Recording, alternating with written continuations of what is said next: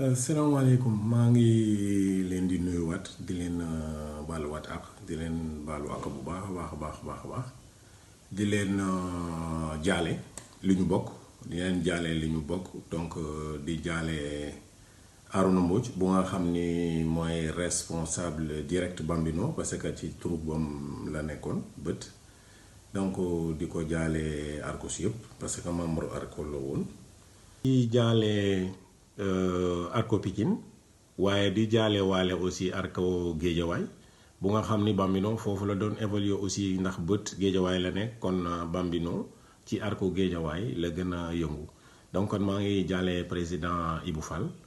maa ngi jaale ñëpp donc di ko jaale waa académie théâtre de la banlieue bi nga xam ni donc foofu la inscriroon pour xëy na voilà def ay formation def ay atelier foofu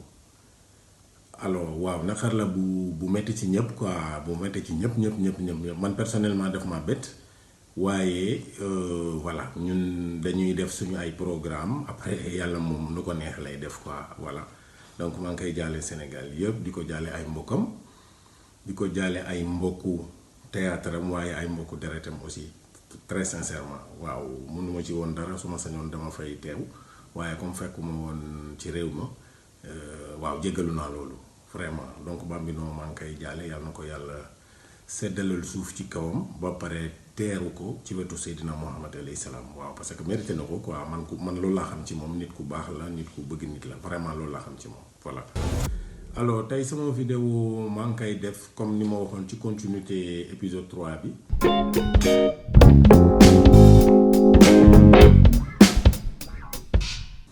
donc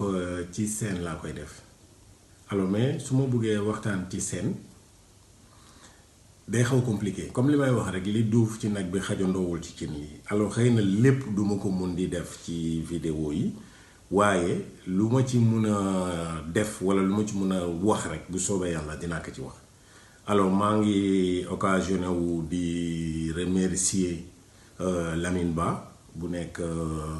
monument de la Renaissance sama xarit la sama copain la sama collègue la donc voilà ministère de la culture Lamine sama xarit la quoi maa ngi koy féliciter di ko remercier di ko encourager bu baax a baax. alors maa ngi remercier sama copain Mamadou Diol ak waa Kaddu Yaraax yëpp maa ngi leen di féliciter donc saison de festival yombul. alors su ngeen ko waree defaat tout de suite nii donc voilà ay encouragement lañ leen di def vraiment wax leen ni ñu ngi seen ginnaaw parce que du yomb waaye yàlla dimbali na leen depuis ngeen commencé ba tey di ko def yéen a ko mën kon yàlla na ci yàlla gën a def jàmm ngeen gën ko mën bi jaa nabil Mustafa alayhi salaam. alors su may wax ci scène damay wax tey li nga xam ni jàpp nañ ni ñu bëri d'accorduñ ci. waaye comme li may wax rek théâtre moom liberté la kenn ku ci nekk ak ni nga ko xalaatee alors damay wax ci espace de jeu bi diggante scène ak plateau ñenn ñi dañu jàpp ni plateau bi mooy espace de jeu bi ñenn jàpp ni scène bi mooy espace de jeu bi alors ban moo ci am raison pour ne pas dire bi ñi ñoo am vérité ñele amuñu vérité duma wax loolu waaye man jàpp naa ne li ma xam ak li ma jàng mooy scène bi mooy espace de jeu bi mooy fi ñuy jouer fi nga xam ni moo am cour moo am jardin moo am face moo am yeneen activité yooyu yépp donc loolu mooy scène. alors pourquoi moo wax ni loolu mooy scène parce que scène de théâtre mu ngi jugee ci baatu skene baatu grec la. alors baatu skene bi suñ ko doon wax soit dañ doon wax tente la wala cabane benn cabane wala tente boo xam ne dañ artistes yi loolu lay tekki scène loolu lay tekki scène de théâtre skene la skene mu ngi tekki cabane wala tente alors boo xam ni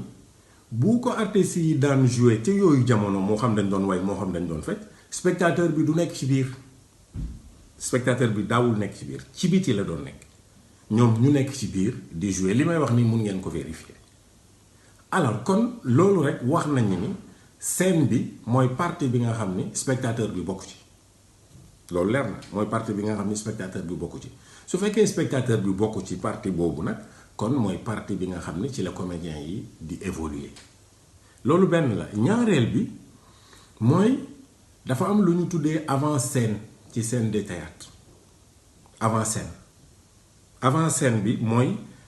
am na ci ñoo xam ne day xaw a wàcc am na ci ñoo xam ne benn partie la bu gudd mooy li ngay jot balaa ngay jot scène bi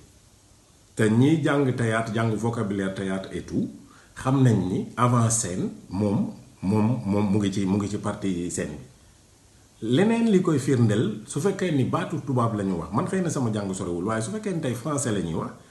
avant-scène mooy avant la scène kon moom moo jiitu scène bi doog ci topp te avant-scène moom ngay yéeg après doog a yéeg ci scène bi kon ñu jàpp ni scène bi mooy partie bi nga xam ni moom la artiste comédien bi di évoluer alors mu am lu ñu tuddee plateau mu ngi ci kaw waaye plateau bi dafa coulisses yi daf ci bokk donc su fekkee ni scène bi kese la coulisses yi bokk ci su fekkee ni plateau bi la coulisses yi daf ci bokk matériel bi nekk ci kaw daf ci bokk pendrillon yi moom dafa dem ba ci lu ñu tuddee mur de fond plateau bi dafa dem ba ci lu ñu tuddee mur de fond mooy mur bi nekk après coulisses yi mur bi nekk après coulisses yi waxuma mur bi nekk ci devant wu coulisses yi nga xam ni spectateur bi su toogee nii di seetaan am na mur bu muy gis mur boobu muy gis moo ko teree gis comédiens yi nekk ci ginnaaw di solo mur boobu am na tur waaye comédiens yi fi ñu nekk di solo spectateur bi gisu leen mur bu nekk ci seen ginnaaw ñoom baare leen ñu génn xëy na mbedd mi wala dara mur boobu moo tudd mur de fond mais mur bi nekk ci kanam nga xam ni spectateur bi su xoolee nii da koy gis te ñu mun fa def ay déco yenn façon décoration yi yenn affaire yu bari foofu lañ ko mën a def mur boobu tuddul mur de fond ma répété waat ko alors mur de fond spectateur bi du ko gis su toogee nii jàkkaarloo ak comédiens yi ñuy jouer fa scène bi yem mur boobu am na beneen tur léegi nag comédiens yi fi ñu nekk ci biti mu tudd coulisse fi ñu nekk ci ginnaaw mu tudd coulisse mur ba fa nekk ca ginnaaw moo tudd mur de fond kon plateau bi mu ngi commencé ci avant scène bi ba ci mur de fond bi les pendrillons rampes yi matériel bi nekk ci kaw lépp ci plateau bi la bokk te kaay leen mu wax leen bu leen fàtte ni scène de théâtre li nekk ci kaw moo ëpp li nekk ci suuf li nekk ci kaw moo ëpp li nekk ci suuf loolu xëy na gars yi dinañ ko xam donc tey loolu laa bëggoon a expliquer diggante plateau bi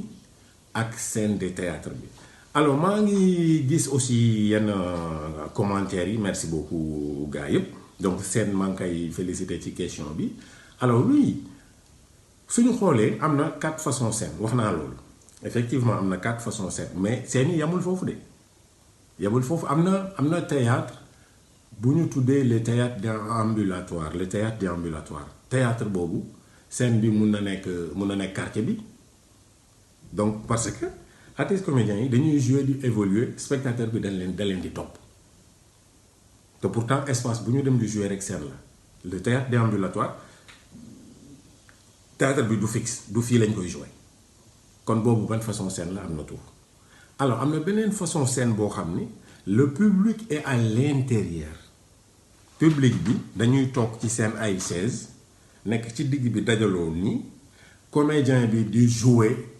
ci seen ginnaaw spectateurs yi ñoom dañuy def nii pour xool di def nii pour xool di def nii pour xool di def nii parce que ñoom ñëpp seen ay chaise nii lañ demee ñoom ñëpp lañu leen dajale ci benn cercle fii man damay toogee nii kii toog jàkkaarloo nii kii toog jàkkaarloo nii kële toog sama ginnaaw maag moom ñu joxante ginnaaw alors lii xew fii moom day tourner pour xool ko spectateur bi laa wax alors lii xew fii man tamit damay mujj def nii di xool li fa xew même spectateur bi day tourner waat di def nii pour xool la xew fële loolu tamit beneen façon théâtre la scène boobu am na nu mu tudd donc maa ngi sant ñëpp di leen gërëm bon vidéo bii day xaw a gudd na ngeen ma ko baal du sama yéene waaye donc suñu bëggee muy progresser di xaw a leer tuuti donc voilà noonu lay demee donc xëy na gudd na ci kàllaama gàtt na ci technique na ngeen ma ko baal donc maa ngi sant ñëpp di leen gërëm di wax ni vraiment maa ngi am mbégte ak contenté di jokkoo ak yéen à partir de commentaires yi parce que yenn commentaires yi may gis nii daf may encourager en toute sincérité donc am na ay questions yuy jaar ci commentaires yi moom laa tontu noonu seen donc seen yi yemul foofu ah moom seen la sant alors seen yi yemul foofu donc maa ngi sant ñëpp di leen gërëm di leen jox rendez-vous une autre fois merci beaucoup jërë ngeen jëf.